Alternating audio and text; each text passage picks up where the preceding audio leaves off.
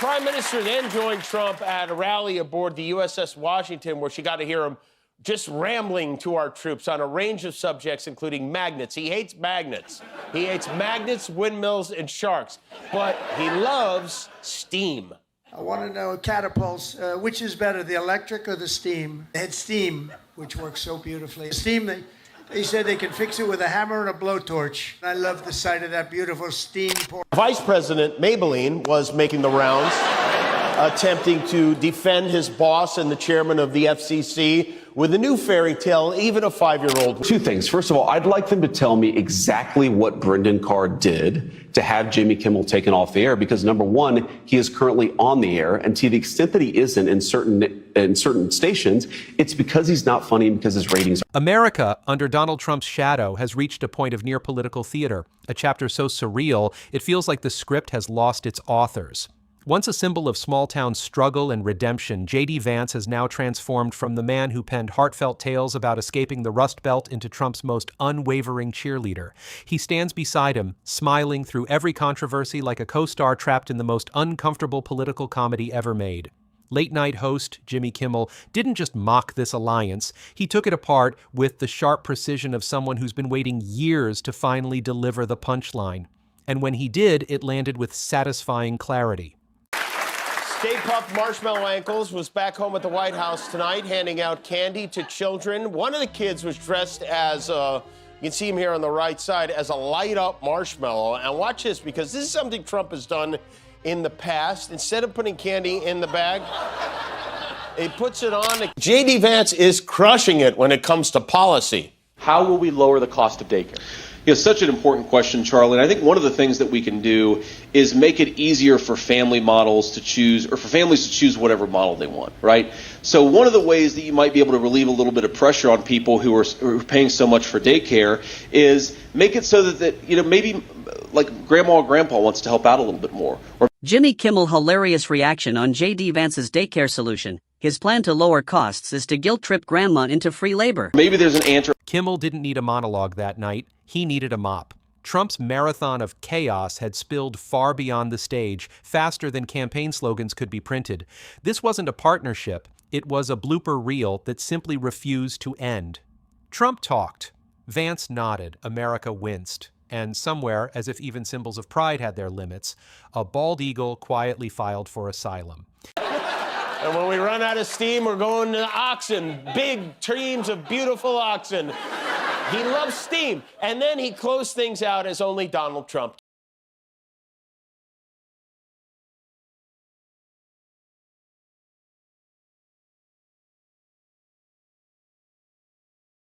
It now stands as the human equivalent of a campaign bumper sticker left on too long, faded, peeling, and strangely proud to remain attached to something sliding downhill. His loyalty to Trump isn't political strategy, it's devotion. He behaves as if standing beside chaos might somehow make him appear like order. But rather than rising, he's sinking, grinning all the way down like a passenger on the Titanic, still insisting it's a cruise. I have some good news for you, J-Dog. We're back on all the stations. And every home, every bar, every strip club, and every prison in America. But, sorry, I didn't mean to interrupt your bullshit. Go on. There's something else that's important here, Laura, which is that these broadcast companies, ABC, NBC, CBS, they enjoy the public airwaves because they serve the... Kimmel saw it the moment it happened. He didn't just recognize the hypocrisy, he exposed it, lighting it up like a late-night infomercial. Because in Trump's orbit, integrity is always the first casualty, followed closely by coherence. JD Vance's dramatic shift from critic to cheerleader wasn't transformation, it was an exorcism of self-respect. He traded backbone for visibility, conviction for convenience, and earned applause from a crowd willing to cheer for anything draped in a red tie. You know, we used to send the Dallas Cowboys cheerleaders on these USO tours, and now we have this. Meanwhile, while Trump's slurping noodles in Japan were on day 28 of his big, beautiful government shutdown, air traffic controllers missed their first paycheck today. So if you are visiting us from out of town, you live here now.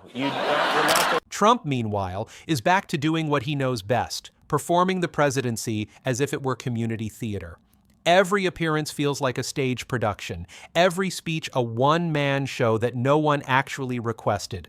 The difference now is that he has JD Vance as his hype man, clapping offbeat and echoing the chorus long after the music stops.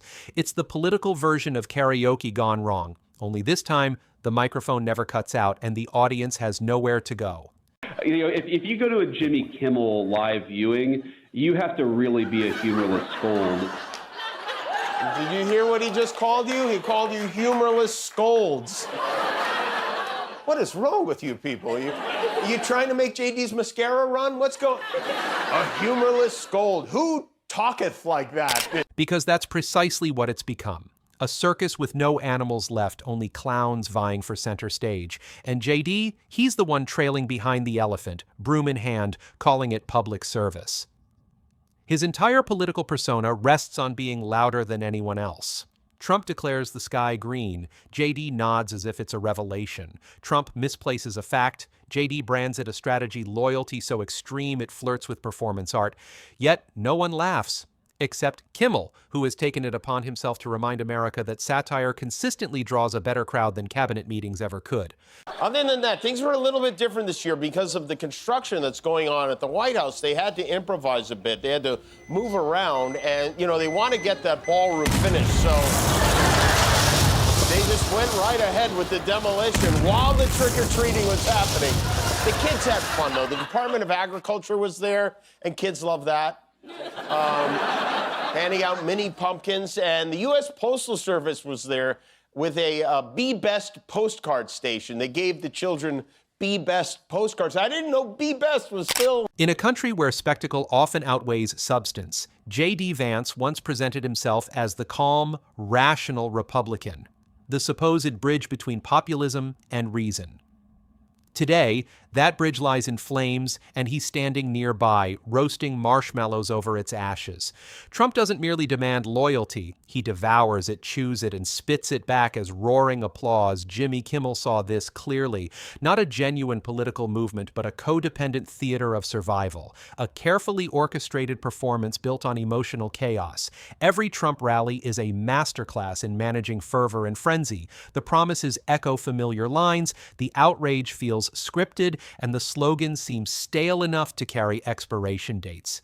Yet, JD stands there, smiling, basking in the illusion of historical significance, unaware that future textbooks might glance past his chapter entirely. Kimmel didn't exaggerate. He merely narrated what was there in Trump's America, stating the truth already carries the weight of satire. Every misstep, every scandal is reframed as destiny. Every error becomes evidence of persecution. Every disaster is spun into a narrative of resilience. JD calls this steadfastness. Kimmel calls it what it is: damage control draped in denial, glazed with delusion. The president spins chaos with the ease of someone making cotton candy, light and sticky, ephemeral yet commanding attention. And JD, he's just there, holding the stick, part of the spectacle, tethered to a frenzy he doesn't fully comprehend. In the glare of the stage lights and the roar of the crowd, the line between reality and performance blurs, leaving a nation captivated, exhausted, and complicit in its own theater of illusions. Everyone needs to just crack open a Bud Light and relax already. Even the vice president took a break from humping his ottoman to complain about, not just me, you. On Jimmy Kimmel's television program and on The Daily Show this week, you have audiences outright cheering, seeing the images of Teslas on fire across the country. And I saw that and I thought, man, that really is a sign of how much the left has conditioned people to think that that's acceptable. Yeah, though I will say in defense of the American people, Jimmy Kimmel's show is so unfunny and boring and left-wing that it's probably... In the glare of the campaign trail, watching Trump and Vance perform together feels like witnessing a magician and his assistant squabble over who deserves credit for the rabbit. Trump delivers the illusion. And JD claps first, a choreographed gesture caught between loyalty and spectacle. This isn't governance. It's performance art, set to a soundtrack of applause, confusion, and relentless media buzz. The remarkable part is that Kimmel no longer needs to invent punchlines. The headlines craft them for him, spilling absurdity into the public arena. His roast lands because it doesn't strike downward. It slices diagonally, cutting straight through the chaos Trump's America has transformed governing into a form of branding, and JD plays along like an unpaid intern, convinced that pandemonium is mentorship. It's a sequel no one asked for, a continuation of the reality show nobody finished watching. Kimmel's genius lies in the precision of his observation, delivered not with bitterness, but with that slow, knowing smirk, the one that quietly declares, "You can't parody what already parodies itself." While Trump rewrites history one press conference at a time, JD Vance adds the footnotes, trying to rationalize the plot, unaware that the comedy writes itself around him. And Kimmel, he polishes every jagged moment until it gleams, showing the absurdity for what it is. He isn't mocking their existence. He's exposing the audacity it takes to call this governance. Trump speaks in chaos, JD echoes in cliches, and somewhere in the middle of staged rallies, scripted lines, and orchestrated applause, democracy quietly checks its own pulse, caught between spectacle and reality, waiting for the story to be told with clarity and truth. It was a bigly busy day for the president this morning, or maybe it was last night. I don't know. He was in South Korea meeting with the president of China for trade negotiations, which, according to one expert who was there, went very, very well. I thought it was a great meeting. I think it was a very friendly meeting. It was a good meeting for two very large, powerful countries. Overall, I guess on the scale of from 0 to 10, with 10 being the best, I would say the meeting was a 12. Wow. It's even higher than... In the glare of campaign lights, every event feels like deja vu wrapped in a new slogan. Flags wave, the crowd chants, contradictions multiply, and the air hums with the weight of repetition. Trump calls it energy. Kimmel calls it reruns. And when JD steps forward to defend it, he resembles a man arguing with his own reflection. Caught between conviction and confusion, Kimmel doesn't need to raise his voice. The absurdity carries itself, filling the space with an almost tangible tension. In every political downfall, there's always someone insisting everything is fine. JD Vance has made that insistence his full-time occupation. Trump proclaims a victory over logic, and JD applauds as though he's a background actor who missed his cue. The world moving faster than his understanding Kimmel's roast didn't invent this image. It simply paused it, held it still long enough for the nation to see the truth in its absurdity. And as long as the political theater continues, Kimmel remains vigilant, armed with sharp wit, irrefutable evidence, and the courage to show the world that comedy, at its most incisive, doesn't just entertain, it illuminates. Because what Kimmel understands, and what Trump's inner circle pretends not to, is that spectacle only succeeds if the audience keeps clapping. Lately, that applause feels uneasy, brittle, the sound of a crowd realizing the joke stopped being funny long ago, yet the performer never leaves the stage. Trump rewrites the same scene endlessly, changing props, rotating the cast, but the story never evolves.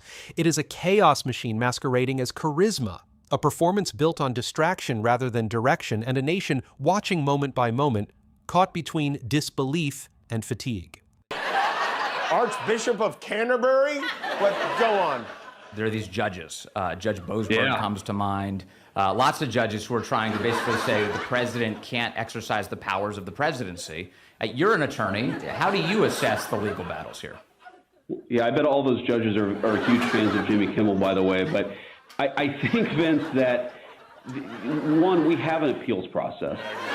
Good one, JD. You shoehorn that one. Under the harsh glare of television lights, Kimmel dismantles that illusion with surgical clarity. He doesn't need to raise his voice or embellish the facts. He simply holds up the mirror, and when the reflection is stared at long enough, it refuses to lie. What remains is not a movement. It is a rerun of delusion dressed in the guise of destiny. Every time Trump stumbles through another press spectacle, Kimmel is there to emphasize the irony, to reveal how absurdity has become the standard and shamelessness the new normal. This isn't governance, it's performance art gone rogue, a presidency functioning as a parody of itself. Trump doubles down on chaos, and JD Vance steps in as the loyal understudy, never questioning the script, never interrupting the spectacle. Kimmel doesn't need to exaggerate. The truth drips with comedy all on its own. The tragedy is that the nation is trapped as an unwilling audience in a drama it never auditioned for. Every scandal, every headline, every meltdown is a cliffhanger that refuses resolution. Trump calls it momentum, but it is motion without direction. Kimmel traces the rhythm, transforming political absurdity into punchlines that hit harder than any policy debate ever could. His humor requires no artifice because reality has already outrun satire. The world itself is the setup, and Trump delivers the punchline, oblivious, unintentional, yet undeniable. And in the quiet moments after the applause dies, when the stage lights fade and the echoes of chaos linger, one realizes the weight of it all. A country caught in a spectacle of its own making, watching as power masquerades as theater, and the joke continues long after the laughter has stopped. Trump visited several countries in Asia, Malaysia, Japan, South Korea. He avoided Vietnam just for old time's sake. But the big event was his sit-down with Xi. Just before their talk, Trump sent China a message. He announced that he's ordered the Pentagon to start testing nuclear weapons again. And that's right. If they won't give him the peace prize the regular way, he's going to take it by force. Reporters on Air Force One asked him why he decided to do this and why he decided to do it right before he met with the Chinese. And his answer was basically, I did it because they did it. With others doing testing, I think it's appropriate. Under the harsh glare of stage lights, in this theater of delusion, truth is treated like a heckler, something to silence rather than face. But Kimmel refuses to play the part. He laughs where others flinch, revealing how the mighty spectacle collapses under its own weight. Nothing deflates a manufactured myth faster than laughter. It strips away the illusion of control and exposes the hollow confidence beneath. Trump can command a crowd, but he cannot command credibility. JD Vance can echo his lines, but he cannot make them resonate as truth. The brilliance of Kimmel's takedown lies in the delicate balance between humor and heartbreak. Every joke functions as an autopsy on a political body drained of sincerity. He doesn't mock simply to entertain, he mocks to remind the audience how easily manipulation can disguise itself as spectacle, how quickly charisma can camouflage incompetence, and how danger can arrive wrapped in applause. What unfolds isn't leadership, it's choreography. Every statement, every stunt, every orchestrated spectacle is meticulously rehearsed chaos, designed to make the public forget how little is actually being done. JD Vance lingers in the background like a supporting actor too timid to improvise, nodding along to a script written in permanent confusion. And yet, somehow, this is packaged and sold as Vision Kimmel, with his ruthless irony, forces the audience to see that even the most skilled spin cannot transform nonsense into profundity.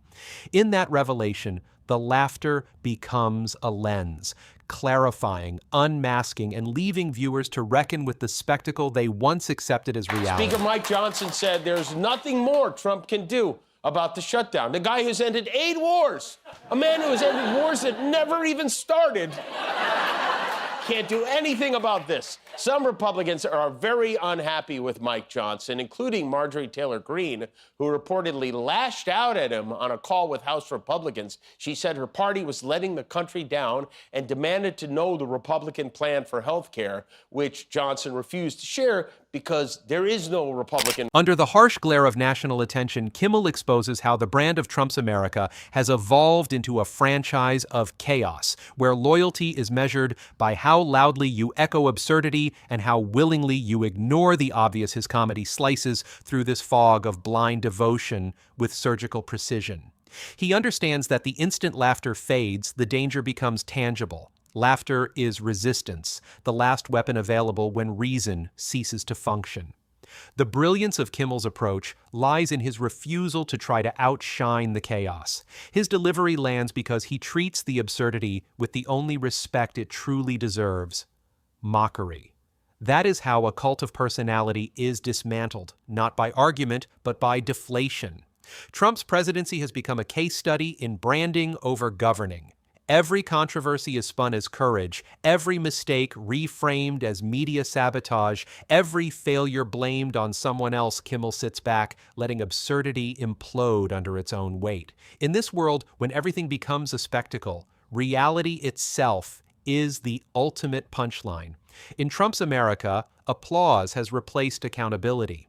Every performance is followed by denial, every contradiction accompanied by spin. The truth isn't buried, it's overshadowed by louder, more persistent lies. Yet, amid all this chaos, humor endures, not as escape, but as clarity. Kimmel's satire doesn't soften the blow, it sharpens it, carving a path through deception. It reminds the nation that mockery aimed at power is not cruelty, it is survival, a lens that exposes truth when every other measure fails.